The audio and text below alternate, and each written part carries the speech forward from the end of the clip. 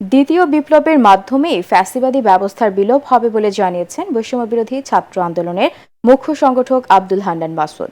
ATN বাংলাকে দেয়া একান্ত সাক্ষাৎকারে তিনি বলেন, আর যেন এই জাতিকে কোনো বিপ্লব দেখতে না হয়, সেজন্যই তাদের কার্যক্রম আরও গতিশীল করা হচ্ছে। অপর এক সমন্বয়ক রিফাত রশিদ জানান, আপাতত সকল ফ্যাসিবাদী শক্তিকেই বিরোধী পক্ষ ভাবছে ছাত্র জনতার আন্দোলনে নেতৃত্ব দেয়া এই সংগঠনটি। রিপোর্ট করছেন মাজহারুল হক মহাজির।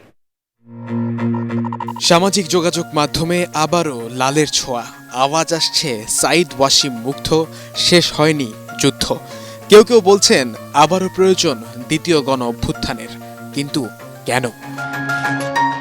যে স্বপ্ন নিয়ে নতুন বাংলাদেশ বিনির্মাণ করতে চায় দেশের তারুণ্য, সেই তারুণ্যে এখন কিসের সংশয়? এসব নিয়ে জিজ্ঞাসা বৈষম্য বিরোধী ছাত্র আন্দোলনের মুখ্য সংগঠক আব্দুল হান্নান মাসুদের কাছে। জানতে চাই, বিপ্লবের শেষটা কবে দেখবে ছাত্র জনতা?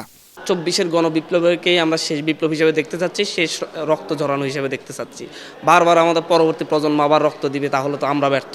আরেক সমন্বয়ক রিফাত রশিদের দাবি, ফ্যাসিবাদীদের দোসররা এখনও সক্রিয়, তাই প্রয়োজন দ্বিতীয় বিপ্লবের। বিভিন্ন জায়গার ভিতরে ফ্যাসিবাদী যে প্রেতাত্মাগুলো আছে, ফ্যাসিবাদের ল্যাসপেন্সের সুবিধাভোগীরা, তারা কিন্তু এখনও রয়ে গেছে। আমরা যেভাবে আমাদের গণ অভ্যুত্থান বা একটি চূড়ান্ত বিপ্লব চেয়েছিলাম, আমরা কিন্তু সেটা পাইনি। এই জন্যই আমরা হলাম গিয়া গণ অভ্যুত্থান 2.0 বা সেকেন্ড রেভলিউশনের কথা কিন্তু আমরা বারবার করেই বলছিলাম।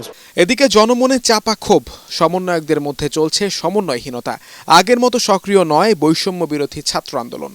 একান্ত সাক্ষাৎকারে এসব প্রশ্নেরও জবাব দেন হান্নান মাসুদ, রিফাত রশিদ। এতগুলো মানুষকে কানেক্ট করা তো বেশ ডিফিকাল্ট। কেউ না কোথাও না কোথাও থেকে সমালোচনা আসবে, কোথাও না কোথাও সমন্বয়হীনতা আসবে।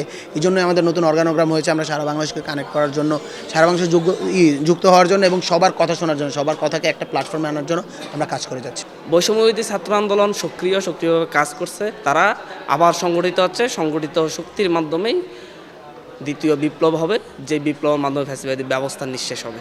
এ সময় এই সরকারকে সফল করতে চাইলে তার সংস্কারমূলক কাজের জন্য সময় দেওয়ারও তাগিদ মনে করেন তারা। বৈষম্যবিরোধী ছাত্র আন্দোলনের কোনো প্রতিপক্ষ নেই। বৈষম্যবিরোধী ছাত্র আন্দোলনের প্রতিপক্ষ হচ্ছে ফ্যাসিস্টের দোসররা, ফ্যাসিবাদী ব্যবস্থাটা।